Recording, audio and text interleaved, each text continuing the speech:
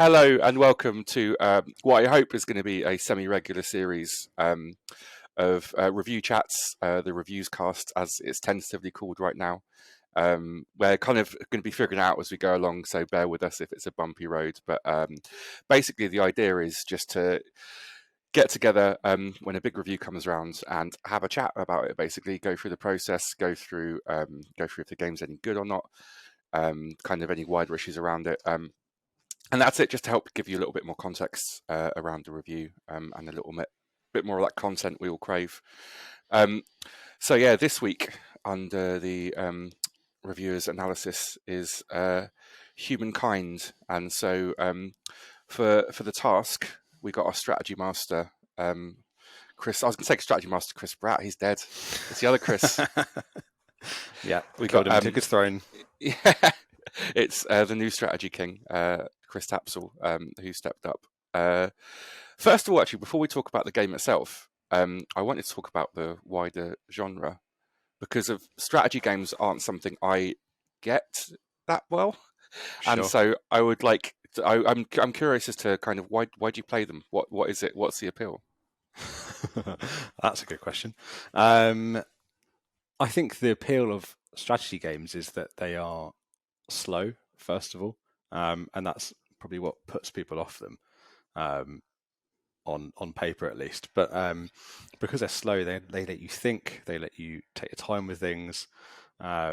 It's kind of a pensive genre for people who want to ideally sit somewhere comfortable and mull something over for a long time and treat a game like a Sudoku puzzle rather than an action scene from a film. I think there's also an element of ego to strategy games, because you are sort of the person who's ultimately in charge of everything. You know, you're above whoever the king or the emperor or the queen or whatever is. You have this sort of God's eye view, and so there's an element of like cackling to yourself maniacally while you send people off to war or enact some special edict that does one thing or another to your citizens. So it's a different type of power fantasy, I guess, like so many things are. That is probably the big selling point. And also just for nerds. So if you're a nerd and you have to like it, that's just the law. So You just have to like strategy games if you're a nerd. Yeah. I've tried so many times, and I just always it's the slowness which I think is something that gets to me. Yeah. But obviously, Humankind is a 4X, which is not, and to me, 4X is still a brand of lager, of cheap lager. You probably won't even remember Castlemaine 4X. Australian. Oh, enough. Yeah. I don't even sell it anymore around here. So tell me about what was a 4X? What makes a good 4X? Well, a 4X, if you don't know, the X's stand for expand. I've put myself on the spot here. Explore, exploit, and I think it's exterminate is the fourth one. Is that not explicit? Not explicit, not explicit content. No, it can be. Yeah, so I think it's basically the idea that you normally start with some kind of singular settlement, or a faction, or a culture, or something like that, or like a race or something, and then you build out from there. So you've got like Stellaris, which is you pick humans, or I don't know, like ant people or the slugs or something, and you might start with like a planet, and then it's building out over a galaxy. In Civilization, it's you pick a culture of some kind at the start, like the British, and then you build out from there. With Humankind, it's a bit different because they've changed it up. This is their big spin, I think. Which is where they've made it so that everyone starts exactly the same as like a nomadic tribe, which is very kind of historically accurate, so to speak. And then as you go, you sort of choose your current culture, which is yours for an era. At each era change, normally when you complete certain objectives, and it's all about sort of adapting to the world around you, which is again them putting sort of historical accuracy or sort of anthropological accuracy first. Where it's about in Egypt, you were settling right by the Nile, and so it was all about production and growth according to the location of the rivers and that sort of thing. I'm absolutely terrible at history, so I'm not going to give any more examples, but those sort of things where humans adapted to the world that was around them, and that's kind of what's fed into everything in Humankind. So it is quite a big change, especially from things like Civ, where it's very much faction first. And sorry to talk to going No, like rewinding a bit and going back to Civ and everything. Obviously, that's the big kind of for an outsider like me, so an ignoramus like me who knows nothing. Civ's the big one. Civ's the one my girlfriend's dad plays, like for 12 hours a day, cracked copy of Civ 4.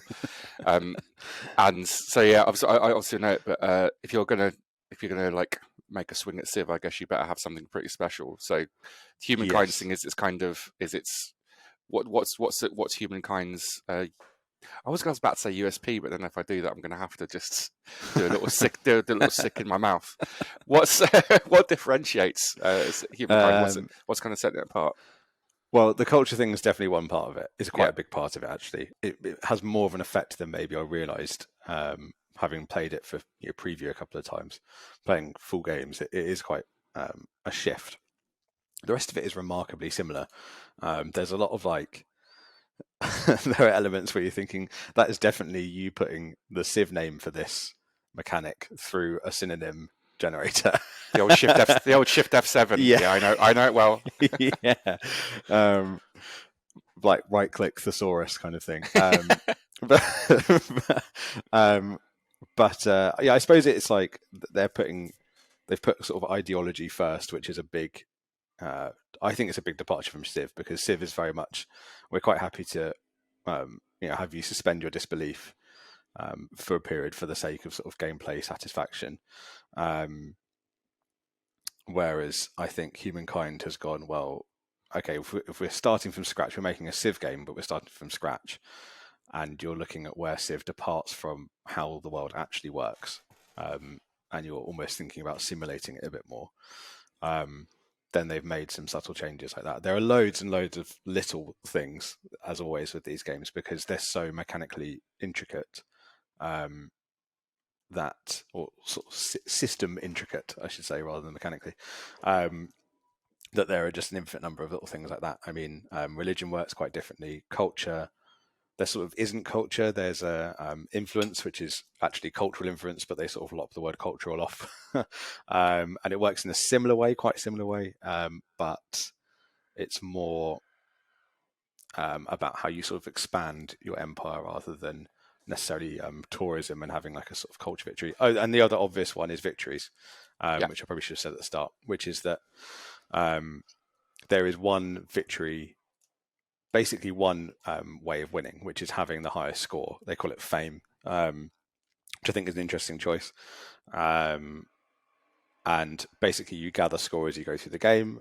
You gather score from all of the different sort of 7 categories, so science and military and that sort of thing, but also building and agrarian, so how much food or how much population you have.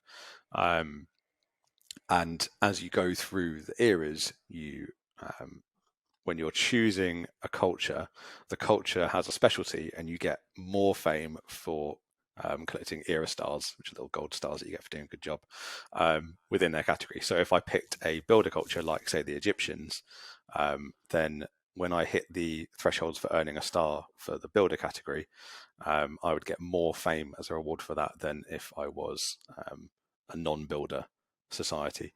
So it's about sort of adapting to, in a weird way, you come out of an era and go, right, well, what have I done really well? What am I set up to do really well in the next era? I will shift onto that. So you might be focusing on something completely different and then go, actually, I could build some stuff really fast. I'm going to be a build it culture for the next era, bang out some districts, and then you're almost set to go to the next era. And then you're thinking, well, okay, now I've got good industry. I could, I don't know, build lots of science districts and then do really well in science, or build lots of military units and have a expansionist win or something like that. So it's very much a sort of adapt as you go thing, and that changes a lot from Civ, where you would start, you'd go, right, I'm going to play as the Romans, who are good for cultural victors, and I'm going to play for a cultural victory from the off, and that's my game. So that's quite a big departure. That sounds quite good, actually, because I've been talking to you about it this week, and I think it's fair to say you haven't had an amazing time with it. But the adaptability thing actually sounds quite appealing to me, having that kind of a more kind of organic thing, and so you're not kind of like not that I have any authority on Civ. I've never even completed the game on it, but kind of as you said just then, kind of more railroaded, and you just kind of you set your path out and stick to it. Whereas this seems a bit more Yeah, malleable. yeah, definitely. I think on paper that works really well. I think that's like the sort of defining phrase of this game, where there's so many things that are really clever on paper. They've thought about it. You can tell it's sort of made by like intellectuals, which these games always are, right? But it's made by Yeah. people who have sat down in a room and had discussions about what the appropriate solution would be for all these different problems. And on paper, they've come up with some fantastic ideas. And this adapting to the world as you go through it is definitely one of them, because as they say in their sort of marketing spiel, there are millions of combinations of cultures. So no two games are ever going to be the same, because you're going to be the Egyptians and then the Babylonians and then the Romans and then the Norse or something. Hmm. The problem is that in practice, when you are playing through a game from start to finish, ultimately you are doing, if you do a bit of everything in every game, which you're sort of naturally going to have to do because you have to adapt as things go, then every game is a bit of everything. And so games don't have quite as much of a unique identity from one to the next, Yeah. because you're not playing as an agrarian from start to finish. You might do that for a few years. And sometimes the eras can go by so quickly that you barely even get to churn out a single unique unit or something before you hit the next one, and you're going, well, I should probably advance. There's an incentive to advance faster because it's first come first serve to the cultures. So there might have one you want your eye on, you've got to beat another team to it. So I like it in practice, and it's a game that I like. I think it's a very good game on paper. I think it's just a good game in actual practice, and that's the difficulty. Is I'm talking to you right now before I've written the review, so it's going to be fun to sort of. I don't know about other people, but I often find that I figure things out as I'm writing sometimes as well. But that is the weird line to navigate with it, where I really like what it's doing. I just don't always think that it works. I like that we're just going to embed this video in the review, which is going to be completely unrelated. Because just check, like, if you're anything like me, you just flip flop your opinion all over the place. And so it'd be you wake up tomorrow morning, it'd be an essential. Yeah, I basically flipped a coin. Yeah, Sorry, spoilers. That's how we decide scores. Yeah, accept or avoid. Yeah. So what could make it work then? Because obviously this is early days for this, and I guess I don't know what the kind of the roadmap is for it going forward. But what is there hope it's going to kind of come alive? Do you think in the next 6 months of development? I think that it will improve definitely, because Sega is a good publisher that sticks with games for a long time. Total War is another one that they look after, and Football Manager and that sort of thing. It's not like the publisher's going to have them move on if for some reason it didn't do well at launch. I think it will do very well at launch because we haven't had one of these for a while. And the studio itself obviously has pedigree with the the Endless games. So I don't think there's any risk of it not being supported very well after launch. And I know they have plans for doing that. I know they've done open dev, obviously, which is more or less early access. Yeah. Throughout so far, anyway. But in terms of what will actually improve it as a game, it's difficult, because the problems I have with it, as much as they are ideas I really like, they are things that are integral to what the game is, which is the fact that every game ends with a weighing up of fame. And games can feel quite similar from one to the next, because you're just adapting as you go and you get a smorgasbord of stuff that you end up doing. So I don't know if there's anything they can do to solve those major issues. What they could do, which I would like to see a bit more of, is add a bit more sort of razzle dazzle to the little moments that can be quite satisfying in a 4X game. So when you unlock like a technology, for instance, in Civ, you get like Sean Bean reading out, a quote from Einstein, and you're like, wow, the human race is amazing. We can do anything. I love humanity. It's great. The whole world's on fire outside, but for that moment, it's great. And this, they do have a nice narrator who is quite good, but A, It's not he's Sean not. Bean. It's not Sean Bean. Sorry. And B, they don't read it out for tech tree stuff. So you just kind of, it's like, oh, you unlock the wheel, and it's like that's a really big deal. It's quite a big moment in human history.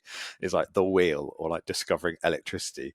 But you just kind of get a little ding dong, and it's in amongst like a slew of other notifications about a city's population going up by 1 or down by 1 or expanding by 1 or whatever, that you don't care about. So you're like, yeah, and then on to the next turn, and you don't get that sort of that little bit of sort of brain juice that you get for Totally. The kind of the leveling up. that, yeah.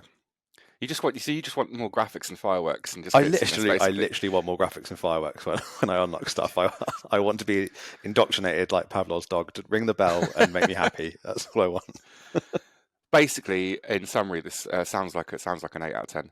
We're going to. By the way, I haven't told you we're bringing scores back for reviews. Right. Okay. Cool. Yeah. Noted. Okay. Good. Yeah. It's a 7 or an 8. If we were to do scores, not that we think in terms of scores, and not that we correlate the badges to scores, but if I were thinking about it like that, yeah. But it's also a game that I really would not actually want to put a number on. Not being funny, these games are not fun to put numbers on because they're about so much and they have so much going on. And there's so much that works really well. I don't envy people that have to put like a numerical score on it. I already find the badge is like giving me a headache. I was going to say, well, I'm going to have to ask you to put a badge in it, but it sounds to me like a very positive review, but not quite recommended, basically. I think that's where we're at the moment, but we'll see. Yeah, we'll see. Who knows? Like, just please scroll up to the top of this page and see what you end up putting on it. It could be anything. We could have just bring numbers back, especially for this one review as well, just to really wind people up. Why not? Oh, cool. It does sound interesting, even to someone completely ignorant of the genre to me, and yeah, it's cool that it's trying to do something a little bit different. Maybe it doesn't quite land, but yeah, it's obviously not the last we've heard of Humankind as well. I'm sure it's going to be sticking around for a while. Cool. Well, that was the reviews cast. Anything else you want to add? Last ability, like. What do the guns feel like? The gun feel is really good. Oh, that's good. It's good as long as the guns feel good. And everything, you can forget everything else.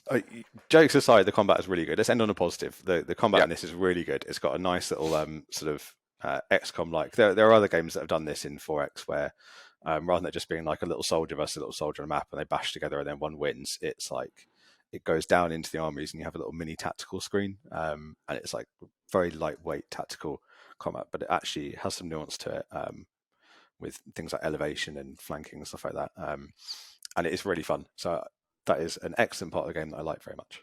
So there you go. It sounds like there's quite a lot to like in there. It's just totally it just doesn't quite land at the end. But cool. Well, thank you so much for that.